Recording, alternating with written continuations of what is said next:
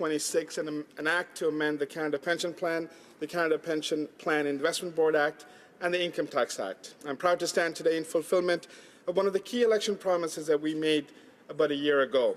These changes will make life better for a new generation of retirees. In today's dollar terms, this means that the maximum CPP benefit will go from $13,110 to nearly $20,000 per annum. This represents the single largest change in the CPP in a generation. A change of this magnitude requires the consent of 7 out of the 10 provinces, and we have that, Mr. Speaker. Mr. Speaker, this proposal is long time coming. On June 10, 2010, the former Minister of Finance for Ontario, Dwight Duncan, wrote to the then Minister of Finance seeking expansion of the CPP. And I'd like to quote his letter. Ontario supports a pan-Canadian approach to reform that will provide tomorrow's seniors with better, low-cost tools to maintain their standard of living in retirement. Notwithstanding repeated requests for action, the previous government simply failed to advance this issue federally. The province of Ontario decided to go ahead on its own with the Ontario Retirement Pension Plan. As the program was rolled out and ready for implementation, our Minister of Finance took charge and developed a newly expanded CPP program. This is a historical development for our country, Mr. Speaker. This is not the solution for all of our pension and retirement woes, but it is certainly a great leap forward. The next generation of Canadians need to live with independence, dignity, and pride in their retirement. I would like to take this opportunity to commend and thank our Minister of Finance and all of his provincial counterparts for reaching this historic agreement on retirement security for Canadians. Under Bill C-26, contributions were gradually increased starting in 2019 to a total of an additional 1% of earnings for employees and 1% of earnings for employers by 2023. For self-employed persons, contributions will also slowly rise to a total of 2% of earnings by 2023. Employee contributions will be tax-deductible, Mr. Speaker. For the first time since 1965, income from CPP will increase from 25% to 33% of pre-retirement income to a maximum income threshold of $82,700. In addition to changes to the CPP, our government has already implemented 2 key changes that will help retirees. First, we increase the guaranteed income supplement for single seniors by 10% to a maximum annual top-up benefit of $947. We know that Canadians work hard and deserve to retire in a timely manner, and as such, we rolled back the eligibility for old age security from 67 to 65 years. Even then, for many, the thought of retirement itself is highly stressful because many will not be able to maintain their pre-retirement standard of life. Mr. Speaker, I want to take a moment to review the current options for retirement income. There are essentially 2 types of retirement funds available for Canadians. One is provided and administered by governments, and the other by individuals and corporations. Most Canadians have an element of both. The public scheme includes the Guaranteed Income Supplement, Old Age Security, and the Canada Pension Plan.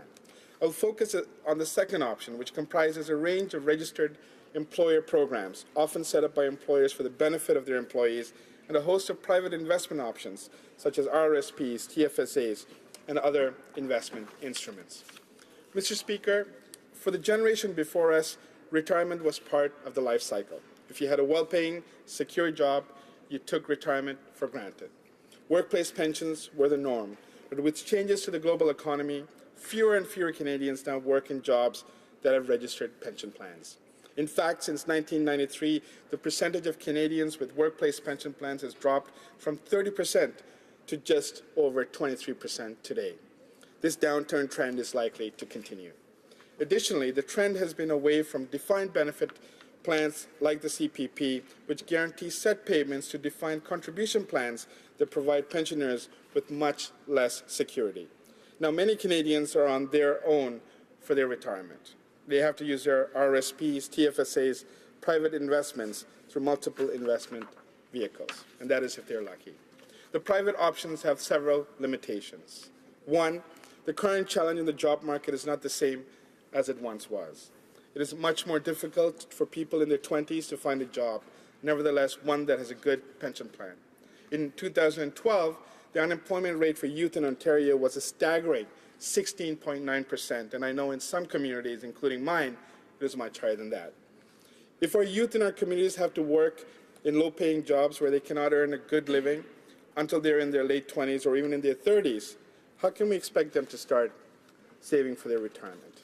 Two, even if you had investments, you had a very vulnerable market in recent years. Mr. Speaker, you will recall the financial meltdown in 2008. As a lawyer at that time, I met many families that were exceptionally stressed about their future. They were worried about losing as much as 40% of their portfolio. Many, in fact, still have not recovered from that loss. Three, let's look at the issue of historical low interest rates. Today, we have many retirees who saved up, were diligent, and are now facing a decade of historical low interest rates. I searched the popular portals for the best possible advertised interest rates today. The current maximum payout is 2% per annum. They're the lucky ones. For the family who worked hard and were able to save $500,000 and place them into a bond or GIC, their maximum payout is $10,000 per year.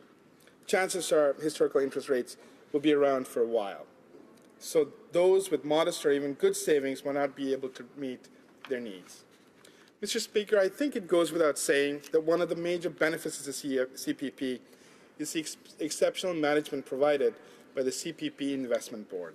Even in the most volatile times, CPPIB is one of the best-run investment firms in the world. They have managed Canadian retirement funds for 50 years with prudence, and yet in the last 5 years alone, they've yielded an annualized return of 10.6%. Mr. Speaker, I know my friends opposite feel that this is an additional burden on our employers and that it may limit job creation. Up until last year, I ran a law firm with about 20 employees at the peak of my practice. I prided myself on making payroll each and every pay period. For most small businesses, this is often the test. I ran the firm for 10 years, and during this time, my employees were the reason for my success. Without employees, I could not have been able to succeed, and I can assure you, Mr. Speaker, that all small businesses succeed because of who they work for them. Most small businesses cannot afford to set up a private defined benefit system or extended health coverage. Most of us rely on our publicly funded and administered programs that are the envy of the world. Between student loans, high cost of housing, the cost of transportation, and the day-to-day expenses of running a household, there simply isn't enough money to save up for retirement. That's why an expanded CPP is good for small business. They can continue to retain good staff, be good employers, and ensure that a well-managed investment board is the custodian of our future retirement. I contend that the peace of mind and security of a better retirement will ensure a more productive workforce. Mr. Speaker, after a lifetime of working, we must do more to ensure that people are able to retire with dignity.